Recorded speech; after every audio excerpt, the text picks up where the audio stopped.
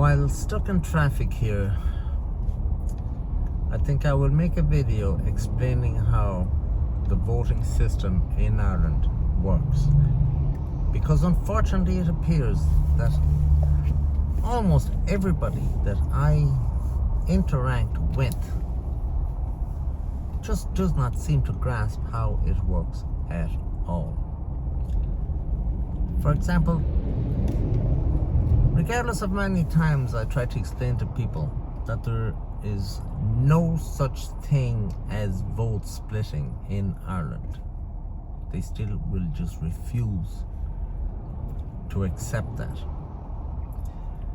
They are actually blaming Hutch for preventing Steenson from getting elected. The reality is, if you added the votes of both of them together and give all that total to Steenson, he would still be thousands of votes short of getting elected. No matter how many times I explain that to people, they just don't get it. They don't get it because they're not stupid. They don't get it because they don't want to get it. They, in their own fantasy minds, had Steenson winning and being a TD. And when that didn't happen, they will either blame vote rigging or vote splitting, or they will blame Hutch being a government plant taking votes from Steenson. It's all absolutely bullshit. Well, the voting system, the vote splitting is bullshit anyway. People have different opinions as to the vote rigging. That is a different matter. But let's leave that aside, the vote rigging. Alright. In England, you do have vote splitting. If there's three parties running, Conservative, Labour and Liberal in the old days,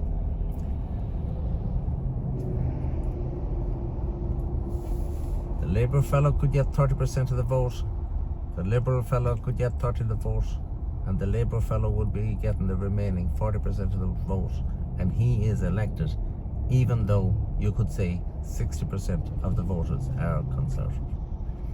In that case, they make a deal frequently that the Liberal will not run in that constituency, and balanced by a Conservative not running in another constituency, the result being a Liberal will be elected in one place, a Conservative will be elected in the other place, and that is vote split. Now, PR system, first of all, it means proportional representation. Those two words will give you a clue as to what the objective of PR is. The objective is that smaller parties with, say, 7% of the vote at the end of the day will end up with 7% of the seats, give or take. Instead of, if they were in England, they would end up with 0 seats, even going 100 years on. Same thing happening every time. Okay, so let's start from the basics. There will be a certain amount of people in each constituency. Then there will be people that will actually register to vote, and that will be classed and referred to as the electorate. It's not the population of the constituency, it's the people that's registered to vote. Not all those people will vote. Maybe half of them will vote. That number then will be the total poll. Some of those votes are messed up and spoiled for whatever reason. You will take them away, and the remaining good votes is referred to as the valid poll, because they're valid votes. Now, let me explain what a quota is. A quota is the number that a candidate must get to be guaranteed to be elected. In the later counts, a candidate frequently will be elected without reaching the quota at all. But the quota is the first and foremost important figure that you must understand. How to get the quota is you'll take the number of seats available. Let's just say, for the sake of argument, it is 4 seats available.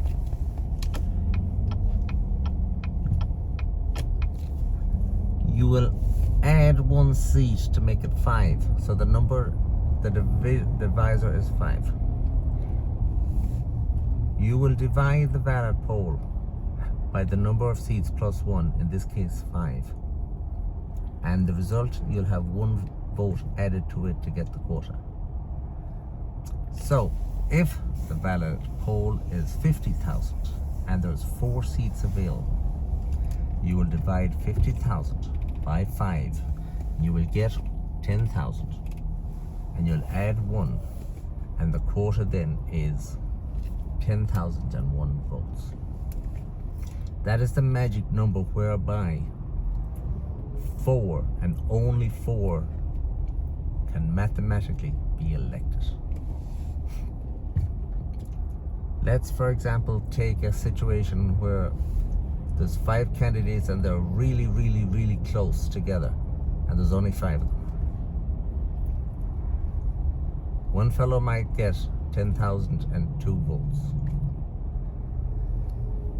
3 fellows might get exactly 10,000, and the 5th guy will get then obviously the remainder, which is 9,998.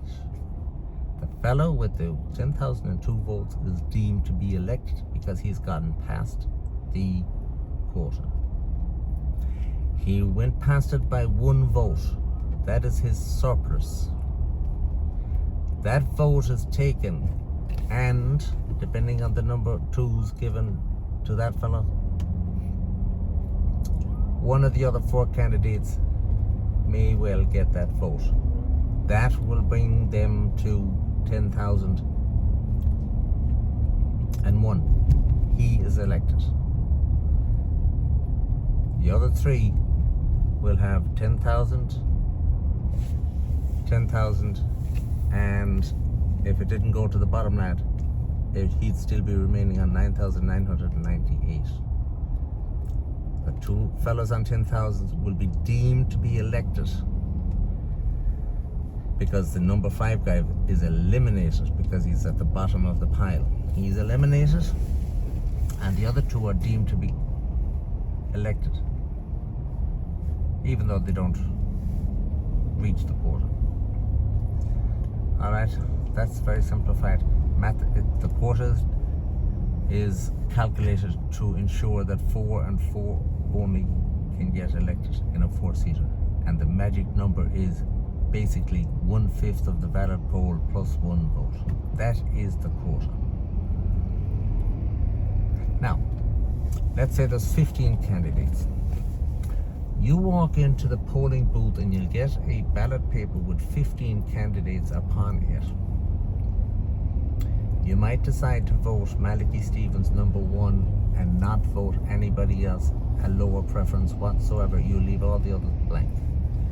Or you might go and get Malachy Stevenson number 1 and Hutch number 2, and you'd leave it at that. Or you could decide to add a preference to 3, 4, 5, or maybe you could list all 15 in order of your preference, and you walk out the door, you have your vote cast. When the votes are opened and counted, one of 2 things happens. One of the 15 will have reached the quota or surpassed it and he's elected, or nobody reach the quota and be elected. That means you've got to go on to vote number 2. If nobody is elected, the guy at the bottom, or maybe 2 or 3 guys at the bottom, if they're not going to change the order of people, they will get eliminated. Each and every one of their votes will be checked out. If they have given number 2 to Steenson, for example, or whoever, that vote then will become a number 1 vote for Steenson, and he's happy. If the number 2 was to one of the other people already eliminated, that is just overlooked, and you go on to the next preference, number 3. If number 3 is already eliminated, you'll go on to number 4. You'll keep going down till you find somebody that's still in the race, and that vote will be given to him, even if it's a number 6. And that number 6 in that instant becomes a number 1 for, let's say, Steenson. So it's very important to list in order your preferences as far down as you wish anybody to be helped in any little way. That is if somebody does not get elected on the first count. If somebody is elected on the first count, say the Sinn Féin candidate, his votes will be set aside, and if, for example, he had 11,000 votes, he will be, let's say, 11,001. That means he's got 1,000 extra votes surplus that he did not need to be elected.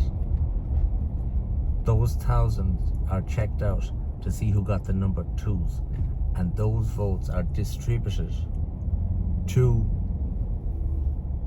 everybody that got a number 2. Now, if a person is eliminated on the first count, his votes are immediately distributed before the no-hopers down at the end are eliminated. So you distribute first if available, and you eliminate second. This process goes on until the seats are filled as people get to and exceed the quota. Now, what happened to Steenson was he was eliminated after a number of counts. So his votes were taken and the number 2s were checked. If the number 2 had gone to a person that was already eliminated, they will go on to number 3, as I explained before. Approximately half his votes transferred to Hutch, and the others went elsewhere, and he is eliminated. Bye-bye. Few more counts, it came to the turn of Hutch being eliminated himself. Hutch's votes were checked out, and the number 2s went to whoever they were, as long as they were still in the race. So if a person had voted for Hutch number 1 and Steenson number 2, and the Sinn Féin guy number 3, for example, that vote is going to go to the Sinn Féin guy, because Steenson has already been knocked out, and his number 2 in that situation does not matter and it does not count. Now, if it so happens that at that stage that all the people listed have been eliminated from the race, let's say a voter might have had 4 people that he liked, and he would be Hutch 1, Steenson 2, no-hoper number 3, another no-hoper number 4. That vote at that stage is voided and null and useless and dead, because all his lower preferences have already been eliminated from the race, and that does not transfer to anybody at all then. It only can, in Hutch's case, it only could transfer to 3 possible candidates which were still in the race when he was eliminated. The fellow that won it, Ennis, the Sinn Féin fellow, and the Green candidate. So I saw a fellow putting up a post saying he could not believe that 2,000 of Hutch's vote went to nobody. They did not transfer. That fellow did not understand how it works at all, because he was 100% bullshit wrong, talking shite, as a lot of people on Facebook do. It meant that 2,000 people voted for somebody that has already been eliminated at that stage and did not give any preference whatsoever to the 3 remaining in the race. So every vote that had Hutch number 1, Steenson number 3, nobody number 4, etc. Hutch number 1, Steenson number 2, another guy number 3 and 4 that have already knocked out. That vote did not transfer. It's dead. It's null and void. See you later. And that is why people couldn't understand why 2,000 of Hutch's votes did not transfer. But now I hope everybody does. Okay? Now, obviously, if it's a general election, there's 4 seats available, and the quota is basically 1/5 plus 1. If it's a by-election we're talking about, it's obviously far more difficult to get elected, because the quota is far higher. And I'll tell you what the quota is. It's plain to understand. The quota is always the number of valid votes divided by the number of seats plus 1, and then add 1 vote. So in this case, it is, say, 50,000 divided by 1 seat plus 1 seat is 2, divided by 2, which is 25,000. Add 1, it's 25,001. That would be what the quota would be in a by-election with 1 seat available.